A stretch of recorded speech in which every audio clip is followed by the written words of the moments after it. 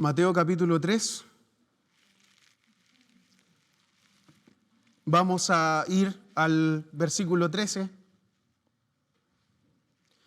Desde el versículo 13 vamos a leer 13, 14, 15 al 17.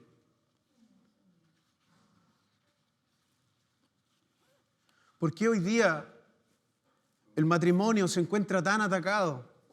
¿Por qué hoy día los niños son tan atacados? ¿Se acuerda que las Dorcas recibían hace años atrás una profecía, oren por los niños? Antes que viniera el coronavirus, antes que viniera esta ola de enfermedades en donde los hospitales ya están llenos, y ahora ha bajado un poco más. ¿Existen o no los dones? ¿Continúan los dones espirituales o no? Claro que continúan, por hermano. A nosotros no nos ha atacado la modernidad para decir no nos afectan las cosas que se prediquen o cuando algunos dicen que los dones no continúan.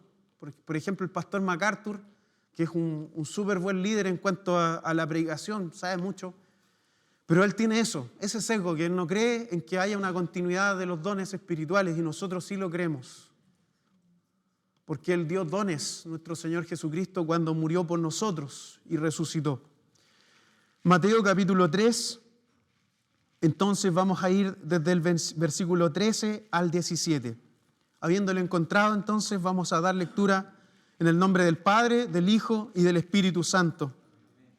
Entonces Jesús vino de Galilea a Juan al Jordán para ser bautizado por él. Mas Juan se le oponía diciendo: yo necesito ser bautizado por ti, ¿y tú vienes a mí? Pero Jesús le respondió: deja ahora, porque así conviene que cumplamos toda justicia. Entonces le dejó. Y Jesús después fue bautizado y subió luego del agua. Y aquí los cielos le fueron abiertos y vio al Espíritu de Dios que descendía como paloma y venía sobre él.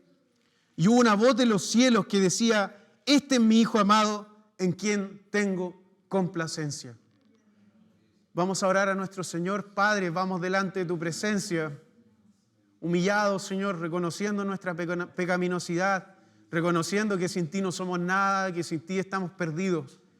Esto que lo decimos, Señor, es desde nuestro profundo interior. Y te pedimos, Dios, que tú nos ayudes a poder aprender, aplicar y a ser más grandes todavía, para poder llegar a ser como tú, Señor, como decía la alabanza que cantamos hace poco. Todo esto te lo pedimos en el nombre de Jesucristo nuestro Señor. Amén y amén. Puede tomar asiento, amado hermano. Primero, para poder afirmar la Trinidad, se necesita creer en que Dios existe, en que Dios es uno. Los judíos tenían el Shema Israel. Shema decía Eloheinu, algo así. Bueno, eso se lo tenían que ellos aprender de memoria desde chiquititos.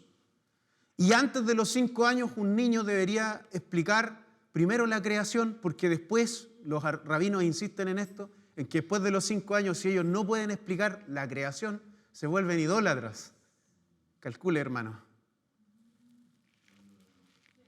Jesús, nuestro Señor, había acabado de lograr una victoria. Él había sido llamado al desierto para ser tentado. Y en esa tentación, Él pudo librarse de todas esas cosas y artimañas en la cual Satanás quería envolverlo. Satanás es un espíritu que existe. Pero ¿qué es lo que puede sorprender en este tiempo?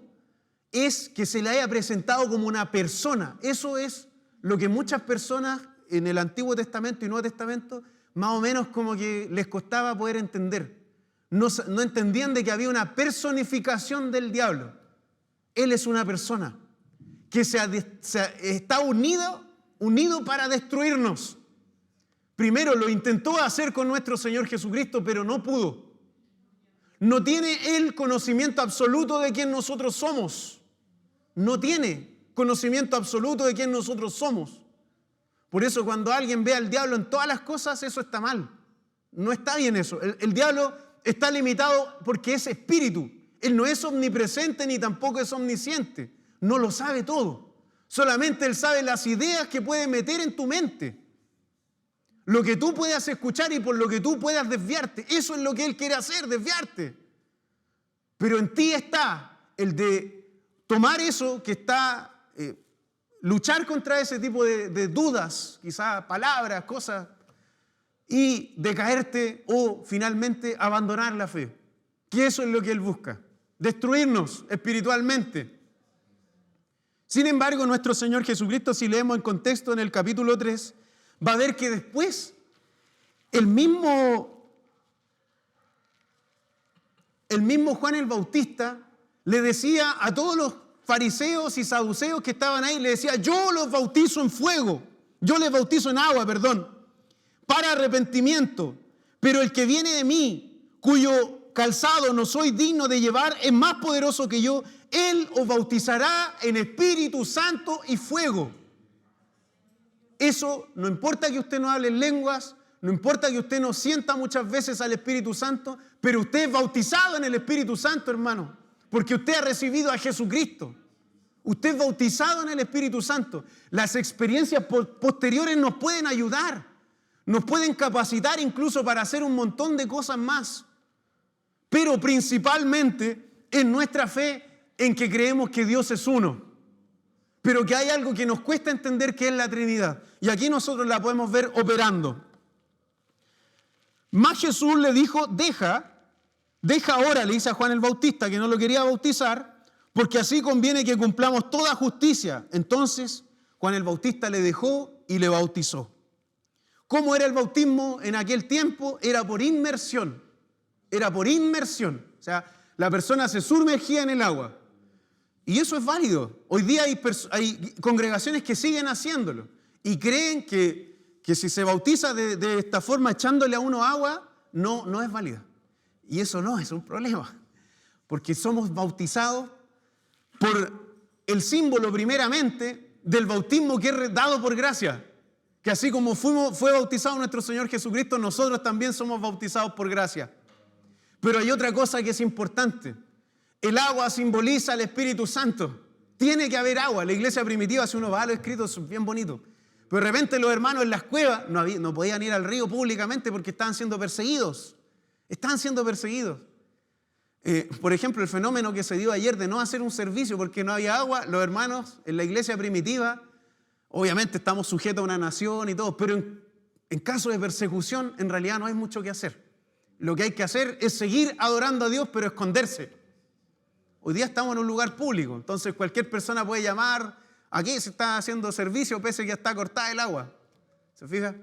Entonces nos pueden venir acá a sancionar, pueden sancionar al pastor y un montón de cosas. Bueno, ¿qué se hacía en la iglesia primitiva cuando el cristianismo era ilegal? Se juntaban los hermanos en catacumbas, se bautizaban ahí con agua, pero siempre los padres de la iglesia primitiva decían: háganlo con agua.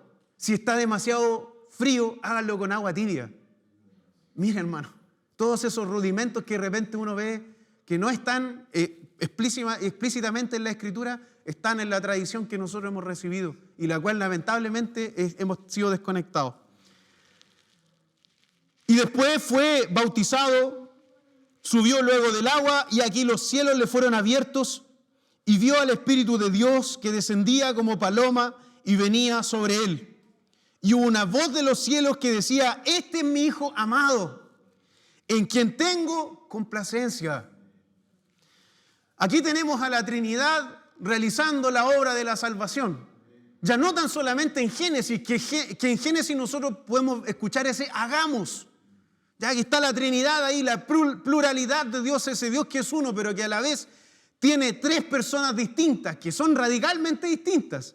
Porque si existe el Padre, el carácter de Él es del Padre, y es la persona del Padre. Y si existe el Hijo también, dentro de esa Trinidad está la persona del Hijo, que tiene un carácter de hijo, que se somete a su Padre y que desciende acá a la tierra para ser muerto por nuestros pecados. Ahora, pregunta, que a veces esta pregunta ha causado muchas divisiones a lo largo de la historia del cristianismo. Jesucristo tiene dos naturalezas, la naturaleza divina y la naturaleza humana. Lo explicaba el hermano Héctor hace unos meses atrás, cuando él daba su tema. La naturaleza divina y la naturaleza humana. Estas están unidas en nuestro Señor Jesucristo. El Logos de Dios se encarnó.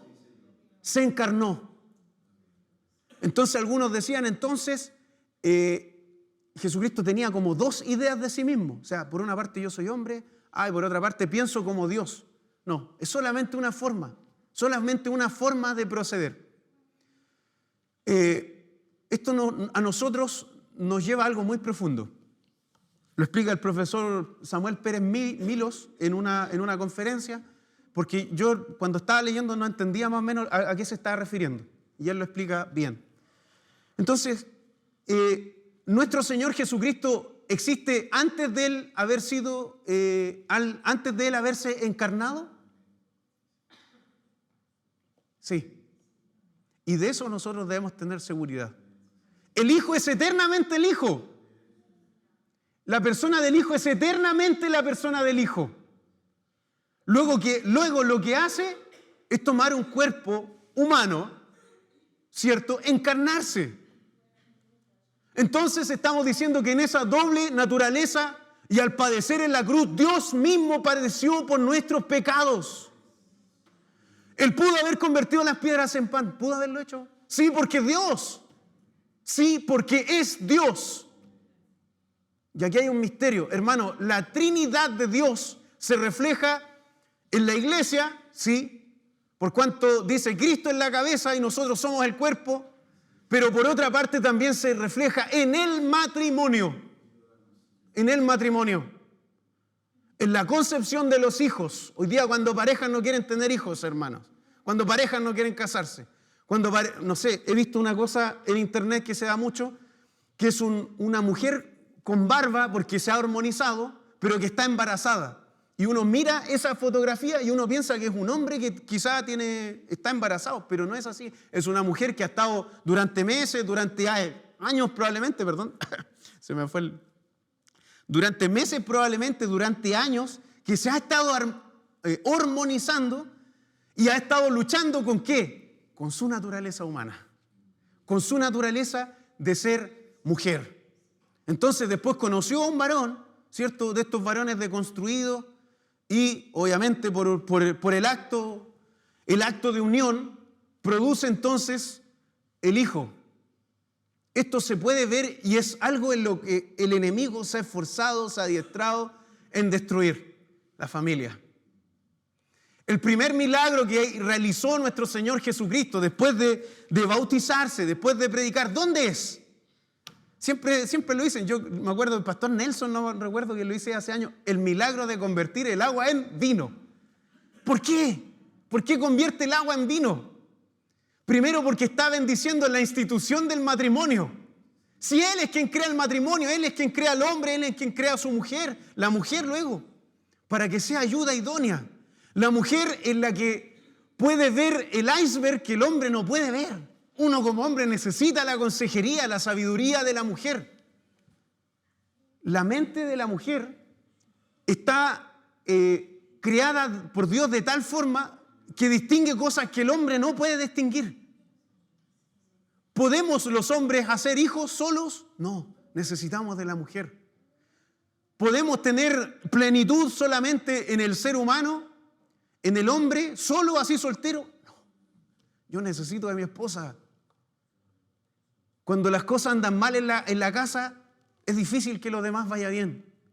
¿Por qué digo esto? Cuando he discutido con mi esposa, cuando he tenido problemas, lamentablemente eso, todo el día pensando, mi amor, ¿sabes qué? Te pido perdón, me equivoqué. Listo. Hemos de reconocer nuestros errores, porque los niños también están viéndonos. Entonces debemos tratar de dar un buen ejemplo. Pero hay veces en que se quiere explicar la Trinidad y que nosotros la vemos operante aquí, en el Evangelio de Mateo. Si a usted le piden, por ejemplo, el día de mañana y le dicen, por ejemplo, no sé, hermano Jaime, ¿usted me puede hablar de la Trinidad, un testigo de Jehová? Hermano Jaime, ¿usted me puede hablar de la Trinidad? El hermano Jaime perfectamente le puede citar Mateo capítulo 3, desde el versículo 13 en adelante, donde vemos a la Trinidad operando. Jesucristo encarnado aquí, ¿cierto? Bautizado, cumpliendo toda justicia.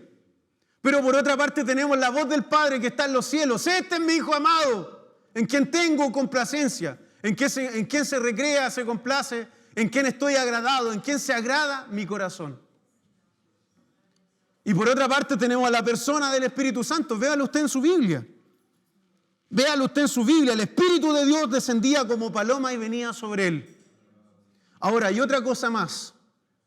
Si nosotros, siendo pecadores, siendo seres humanos limitados, podemos explicar a un Dios ilimitado como Dios, entonces nuestro Dios no es tan grande como nosotros lo creamos. Nuestro Dios, en muchos aspectos, es inexplicable. Inexplicable. Porque si pudiésemos explicarlo, entonces sería limitado. Nosotros somos limitados. El hombre intuitivamente, dice Sperry Chafer, el hombre intuitivamente, por su propia naturaleza religiosa, propende buscar a un ser que en algún modo es mucho más alto y superior que él. De alguna manera, ¿podemos explicar la Trinidad? Sí, pero no hagamos la ridiculez de decir que es como el agua, porque en eso yo he caído en eso. Decimos, la Trinidad es como el agua porque pasa por estados físicos, sólido, líquido y gaseoso. Y lo que estamos haciendo ahí es estar explicando algo que se llama modalismo, que es una herejía que se desarrolló en el siglo III después de Cristo y con lo que la iglesia cristiana luchó. Porque el Espíritu Santo, podamos decir de alguna manera, es que el Espíritu Santo es Dios en el estado gaseoso. Ahí lo que estamos diciendo es que Dios toma formas distintas y eso no es así. Lo que nosotros vemos en la Biblia son personas distintas, no formas distintas. Algunos llegan a la conclusión de que las manifestaciones de Dios, entre comillas, el ángel de Dios, en la nube, ¿cierto?, la columna de fuego, son máscaras pedagógicas de Dios. No, eso no es así. La persona de Dios siempre ha estado. Siempre ha estado. La persona de Dios Padre, Dios Hijo, Dios Espíritu Santo. Ahora, que podamos entender esa unión es difícil. Es difícil.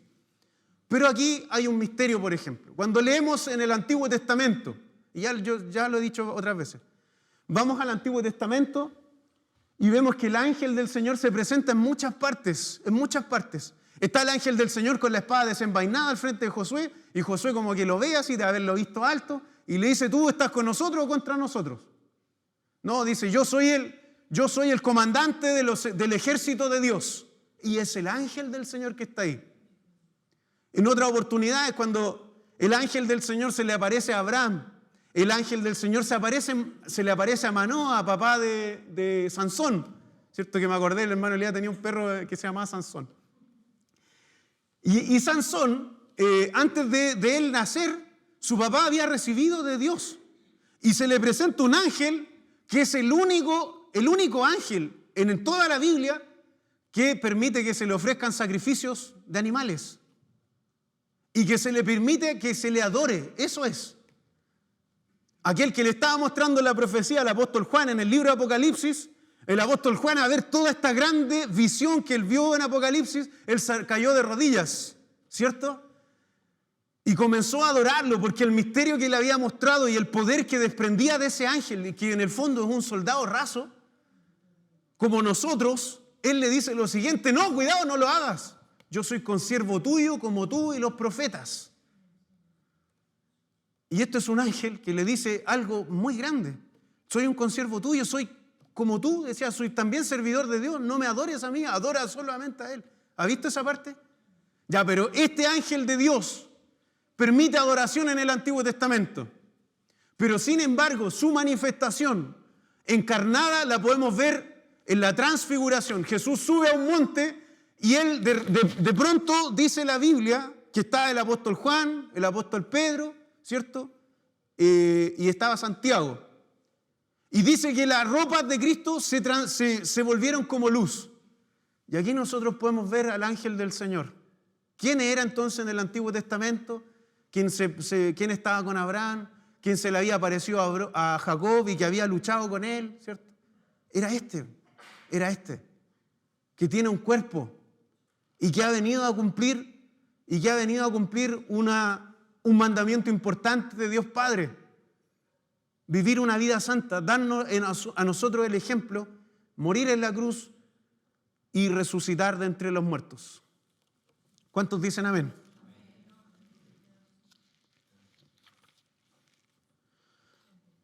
Por otra parte, ¿De qué manera nosotros podemos explicar la Trinidad? Tenemos el ejemplo de la familia. Tenemos el ejemplo de la familia para explicar la Trinidad. Tenemos al Padre, ¿cierto? De alguna manera el Padre, la Madre, el Hijo, que es más o menos una forma en la cual Dios desea ser explicado. Y es por eso que Satanás ha golpeado tanto a la familia y tanto a los niños, para que los niños en el futuro no sepan quiénes son. ¿Usted ha visto los videos de la ESI? Las cosas que están de alguna manera tratando de implementar acá en la educación. O sea, esos niños que fueron abusados en Talcahuano, ¿usted ha visto esas noticias? Una cosa terrible, hermanos, una cosa terrible. Pero de alguna manera él lo que ha tratado de hacer es pervertir a la humanidad desde el principio. ¿Cómo podemos ver nosotros en la familia? Hay personas distintas en una casa y somos radicalmente diferentes, pero hay algo que nos une, que es un mandamiento: el amor. El amor es lo que nos une. ¿En qué está unida la Trinidad? En una unidad perfecta. Jesucristo no pelea, no pleitea con el Padre para decir, no, ¿por qué tengo que ir a la tierra? ¿Por qué tengo que hacer esto? No, hay una obediencia y un sometimiento perfecto, el uno del otro. Y es por eso que Pablo dice, hay un misterio en este matrimonio. ¿Por qué? Y aquí, hay un misterio en esto porque somos radicalmente diferentes. El papá es diferente a la mamá tiene otro carácter. Hay veces en que el papá habla fuerte y hay veces en que la mamá habla más fuerte. Entonces, un profesor adventista a mí, por ejemplo, y el hermano Elías le hacía al hermano Aurora, toda la fuerte. No, broma. Un profesor adventista decía, ¿quién lleva la rienda en la casa? Y yo grité, ¡mi mamá! Cuando estaba en clase de religión, no están hablando de la... Y dijo, no, pero no debería ser así. Y se pusieron todos a reír porque yo lo dije para que se rieran. Entonces, él lo que está tratando de decir es que esa unión afectiva en amor debe estar siempre presente. Siempre presente. ¿Por qué los hijos odian en el futuro ir a la iglesia? Porque escuchan los diálogos de sus padres. Lo escuchaba yo la semana pasada en una charla que se nos hizo y en un seminario que duró todo el día prácticamente, todo el día ahí sentado, tomando apuntes. Pero hay una cosa que me pareció bien curiosa, que lo predicó un pastor brasileño. Y él dice que cuando Cristo convierte el agua en vino, lo que él está haciendo es bendecir al matrimonio. Primeramente porque culturalmente se creía que el vino no debía faltar, no debía faltar. Aquellos que creen que Cristo no tomó un vino fermentado, no, solamente quienes tomaban vino dulce eran los ricos. Solamente los ricos tomaban el vino, el jugo de manzana, por así decir, o el jugo de uvas, por así decir. Pero los demás todos bebían vino mezclado con agua. La calidad del agua era pésima, hermanos, pésima. Tanto en Jerusalén como también en ciertos lugares de Roma. Pablo le dice a Timoteo, bebe vino por tus malestares en el estómago. ¿Por qué? Porque Timoteo tenía problemas al estómago y esa agua que más encima tenían problemas en el alcantarillado, porque sucedía un montón de cosas que para qué las voy a contar, hacía una constante enfermedad en Timoteo. Véalo en la Biblia, está ahí. ¿Por qué Dios bendice el agua y la transforma en vino? Porque Dios, Jesús, es la vid verdadera. Jesús es la vid verdadera. Esa es la enseñanza que está detrás de lo que nosotros estamos leyendo. Jesús está bendiciendo ese matrimonio y está dando la bendición a ese matrimonio. Antiguamente, si faltaba el vino, todos iban a hablar mal de esa pareja. Todos iban a hablar pésimo de esa pareja, porque se había agotado el vino. Entonces, María se acerca a nuestro Señor y le dice, se nos acabó el vino. Cristo le responde algo que ella no entendió y que los discípulos no lo comprendieron, que es, ¿qué tienes conmigo, mujer? Todavía no ha llegado mi hora. ¿Por qué le dice eso? ¿Por qué le está diciendo eso? Cristo le está hablando de algo que va a padecer en el futuro y que nosotros, hermanos, recibimos cada cierto tiempo, que es la Santa Cena de nuestro Señor. Cristo es la vid verdadera. Cristo es quien se sacrifica con sus frutos, que nos da a nosotros. Esos frutos son ganados y hoy día son recibidos por el poder del Espíritu Santo, que hoy día la Iglesia Pentecostal hace énfasis. Puede que fallemos en muchas cosas, pero Dios siempre está con nosotros. Dios siempre está con nosotros y está con ese matrimonio, porque una cosa es cierta en el matrimonio: el vino se va a acabar un día.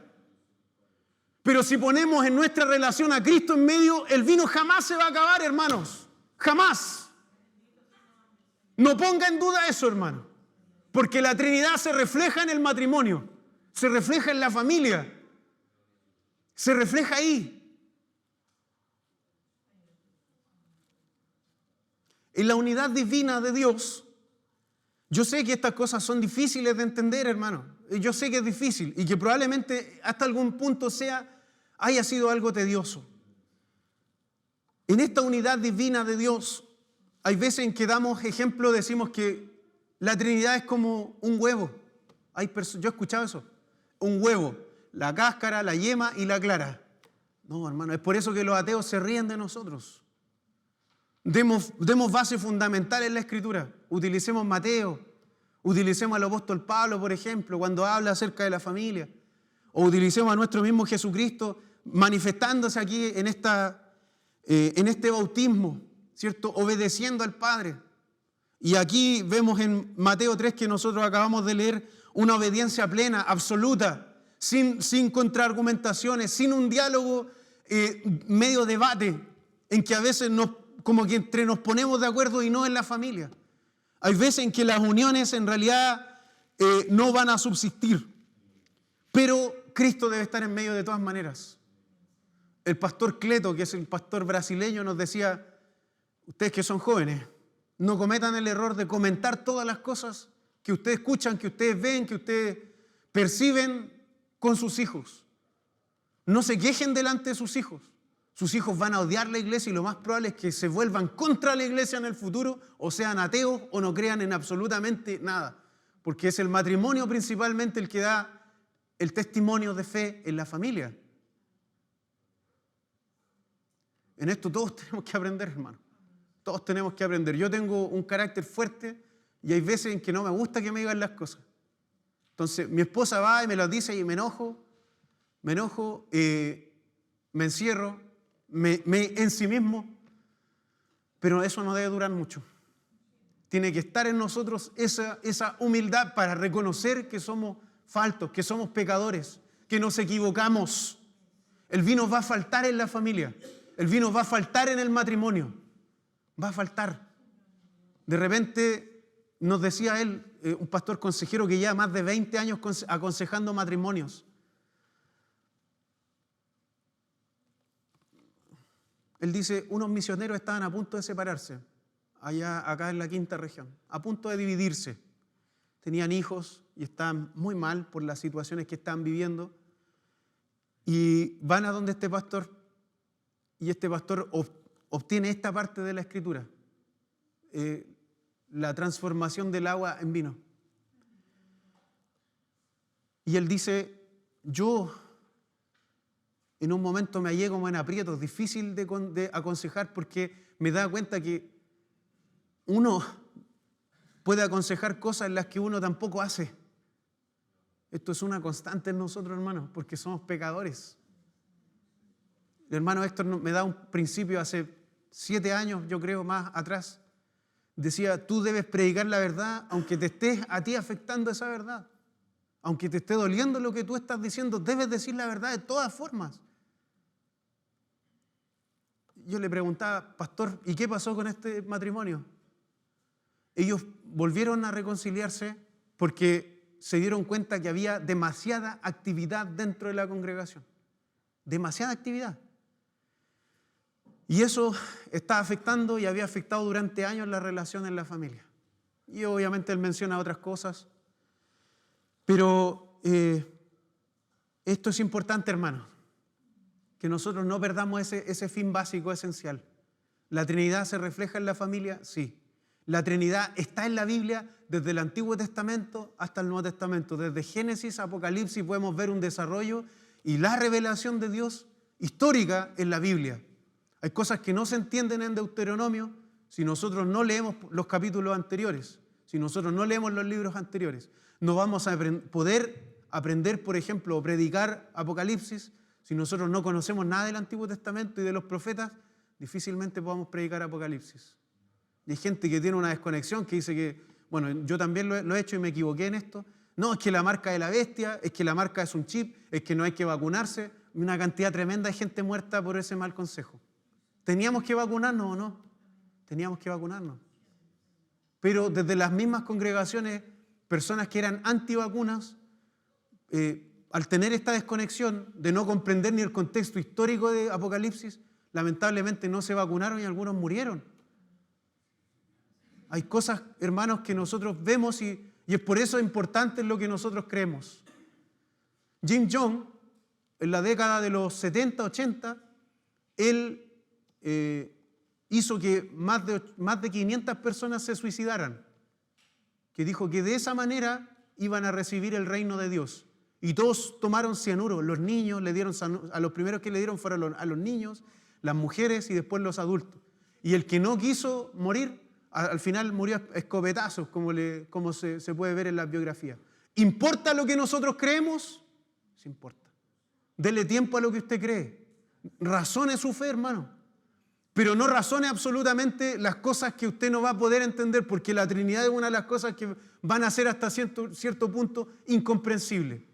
¿Cómo se puede explicar? Tenemos la familia, no ocupe el huevo, tampoco ocupe el agua, ni tampoco otros ejemplos como el café. Yo leí uno, que la Trinidad es como el café, la taza, el agua y el polvo. No, hermano, no lleguemos a eso. No lleguemos a eso. Póngase de pie, hermano querido.